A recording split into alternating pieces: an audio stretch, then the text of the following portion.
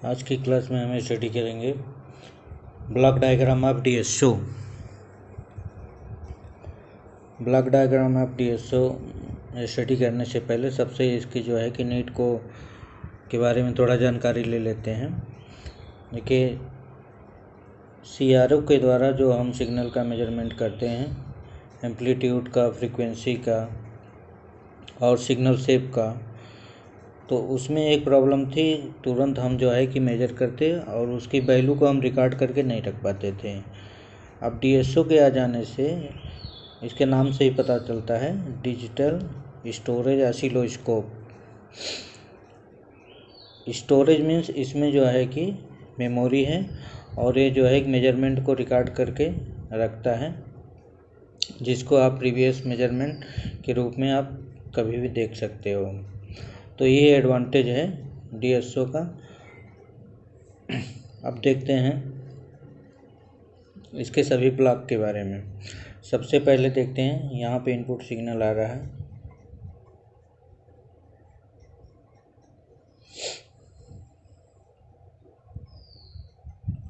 ये input signal सबसे पहला ब्लॉक है इनपुट अटेन्यूएटर का। इनपुट अटेन्यूएटर मीन्स ये जो है कि ये सब सर्किट है जो इनपुट सिग्नल के मान को, अगर इनपुट सिग्नल का मान बहुत ज़्यादा कम है तो उसको मेजरेबल मान तक ला सकता है, और हाई है तो उसको जो है कि कम करके एक रेंज में ले आता है, जिसके लिए जो है कि ये सर्किट वर्क करता है इनपुट अटेन्यूएटर। फॉर एग्जांपल, जैसे मैं इसको समझने के लिए इनपुट अटेन्यूएटर को मैं बताता हूँ। जैसे इलेक्ट्रॉनिक व्हीकल में बेगिंग स्केल होता है, मीन्स इलेक्ट्रॉनिक तराजू, उसमें मिनिमम जो वाट होता है जो जनरली यूज करते हैं अपने लोग, 50 ग्राम का होता है। अगर 50 ग्राम से कम जो है कि उसमें जो है कि वज़न हम रखेंगे, जैसे 10 ग्राम का या 5 ग्राम का, तो एक्यूरेट मेजर नहीं करेगा, उसमें एरर होता है, क्योंकि उसकी मिनिमम कैपेसिटी है, मिनिमम रेंज कितनी है, 50 ग्राम की। तो ये इनपुट एटेन्यूएटर वही काम करता है कि जो इनपुट सिग्नल को जैसे मेजरेबल मान में जो है कि उसको कन्वर्ट करना। अब इसके बाद यहाँ से सिग्नल मेजरिंग रेंज में आने के बाद फिर वर्टिकल एम्पलीफायर को दिया जाता है। इस एम्पलीफायर को, ये सिग्नल की स्ट्रेंथ को बढ़ाता है, मीन्स एम्पलीट्यूड को बढ़ाता है, उसकी पावर को बढ़ाता है। और फिर यहाँ पे जाने के बाद सिग्नल दो पार्ट में हो जाता है। एक वर्टिकल सेक्शन इधर है, वर्टिकल सेक्शन इस साइड है, और हॉरिजॉन्टल सेक्शन आपका इधर है। अब सबसे पहले वर्टिकल वाले की बात कर लेते हैं। अब यहाँ पे जो सिग्नल वर्टिकल एम्पलीफायर के द्वारा एम्पलीफाई किया गया है, उसकी हम जो है कि सैम्पलिंग करते हैं और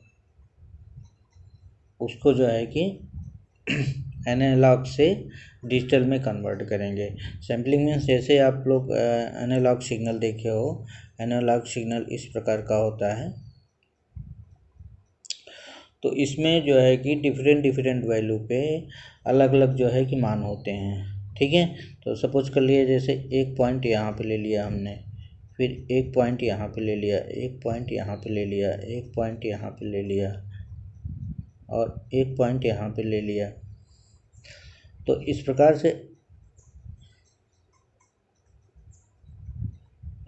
से ये डिफरेंट इसमें आप ऐसे बनाओगे तो इसमें क्लियरली बन नहीं रहा है। इस प्रकार से इसमें भी तो कुछ निश्चित मान के जो है कि इसमें आपको डिजिटल सिग्नल के रूप में मिल जाता है। फिर जब वो डिजिटल सिग्नल के रूप में जो है कि इस सेक्शन के बाद फिर एनालॉग टू डिजिटल मीन्स उसके जो है कि एक प्रकार का इम्पैक्ट आ जाता है, और उसी इम्पैक्ट को जो है कि फिर एनालॉग टू डिजिटल सर्किट को दे दिया जाता है, और analogue to digital circuit totally उसको डिजिटल फॉर्म में कन्वर्ट कर देती है। फिर इसके बाद मेमोरी है। मेमोरी में जानते हो आप लोग डायरेक्टली एनालॉग सिग्नल को स्टोर नहीं कर सकते हैं। मेमोरी में जो है कि डिजिटल डाटा वही स्टोर होता है, तो ये सिग्नल जाता है मेमोरी में। मेमोरी में आप चाहें तो उसको स्टोर कर सकते हैं बाय कंट्रोलिंग यूनिट के थ्रू। फिर इसके बाद ये जो है कि मेमोरी से होते हुए आ जाता है डिजिटल टू एनालॉग, फिर कन्वर्ट कर दिया गया है। डिजिटल सिग्नल को प्राप्त करने का केवल एक ही उद्देश्य था कि आपके सिग्नल को स्टोर करना, मेमोरी में स्टोर करना, क्योंकि एनालॉग सिग्नल डायरेक्ट जो है कि उसमें स्टोर नहीं होता है, इसलिए हमने एनालॉग से डिजिटल में कन्वर्ट किया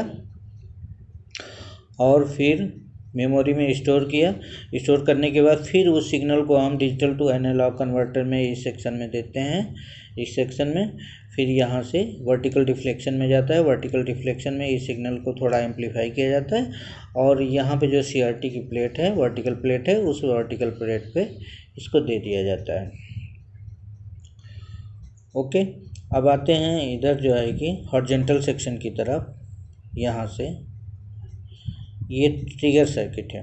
ट्रिगर सर्किट का वर्क देखिए आप लोग। ट्रिगर सर्किट मैंने पहले भी बताया था, इसमें जो है कि ये सर्किट खुद एक निश्चित जो है कि फ्रीक्वेंसी के सिग्नल को मतलब रेडी करती है और जो इनकमिंग सिग्नल है उसके साथ सिंक्रोनाइज करके जो है कि ताकि वर्टिकल सिग्नल और हॉरिजॉन्टल सिग्नल जो है कि एक साथ डिस्प्ले पे जो है कि पहुँचे, CRT पे पहुँचे, उसके लिए ये सर्किट रिस्पॉन्सिबल है, ये सर्किट वर्क करता है। अब इसके बाद ट्रिगर सर्किट का आउटपुट कंट्रोल यूनिट पे गया है, कंट्रोल लॉजिक पे। कंट्रोल लॉजिक का वर्क जो होता है वो कई सारे सेक्शंस को कंट्रोल करना, जैसे आप यहाँ पे देखिए ये गया है सैंपल एंड होल्ड पे भी गया है इसका, यहाँ से निकल के। फिर इसके बाद एनालॉग और डिजिटल कन्वर्टर पे भी गया है, इस पे भी गया है और मेमोरी एलिमेंट में भी गया है। मीन्स कंट्रोल यूनिट के थ्रू किसकी रिकॉर्डिंग हम जो है कि करना चाहते हैं, सेव करना चाहते हैं या उसे डिलीट करना चाहते हैं, ये सारा वर्क जो है कि कंट्रोल लॉजिक ही है, कंट्रोल यूनिट। कंट्रोल यूनिट एक प्रकार का जैसे कंप्यूटर में माइक्रो प्रोसेसर की तरह वर्क करता है, ये सारी चीज़ों को कंट्रोल करता है। और इसके बाद इसका आउटपुट गया हुआ है horizontal digital to analogue converter में। यहाँ पे डिजिटल टू एनालॉग कन्वर्टर में गया है, ये फिर से जो है कि उसको डिजिटल सिग्नल को एनालॉग सिग्नल में कन्वर्ट किया गया है और फिर ये हॉरिजॉन्टल एम्पलीफायर से सिग्नल की स्ट्रेंथ बढ़ाते हैं और फिर CRT में दे देते हैं। ओके, अब एक चीज़ और आप लोग समझ लीजिए कि जैसे यहाँ पे ये नहीं शो किया गया है, इधर इस सेक्शन में तो शो किया गया है आपका एनालॉग टू डिजिटल कन्वर्टर, यहाँ पे है। यहाँ पे कंट्रोल यूनिट के साथ ही जो है जो हॉरिजॉन्टल डाटा है इसी में जो है कि एनालॉग टू डिजिटल कन्वर्टर है, और इसके बाद जो सिग्नल निकला हुआ है यहाँ से ये डिजिटल टू एनालॉग में सेक्शन में दिया गया है। एक चीज़ और फर्क समझ लीजिए कि ये जो DSO है ये और फंक्शन जो है कि DSO के हैं, लेकिन डिस्प्ले के लिए इसमें CRT ही यूज की गई है। CRT में जो CRO में डिस्प्ले यूज की गई है, ठीक है। अगर CRT यूज की गई है तो सही है ये। अगर आप ऐसे DSO की बात कर रहे हैं कि जिसमें CRT नहीं LCD यूज की गई है, LCD में के केस में क्या होता है कि यहाँ पे जो डिजिटल टू एनालॉग कन्वर्टर ये वाला सेक्शन है इसका वर्क नहीं होता, ठीक है। और इसी प्रकार से यहाँ पे इसका भी वर्क नहीं होता, उसे जो है कि डायरेक्टली हम जो है कि उसी फार्म में LCD को दे देते हैं, डिजिटल फार्म में ही सिग्नल को हम दे सकते हैं। ओके, तो इस प्रकार से ये जो है कि ब्लॉक डायग्राम ऑफ DSO था। इसमें अगर कोई कंफ्यूजन एक ब्लॉक के बारे में आप लोग जो है कि एक बार देखिए, 2 बार देखिए और सारी चीज़ें क्लियर हो जाएंगी। Okay, thank you.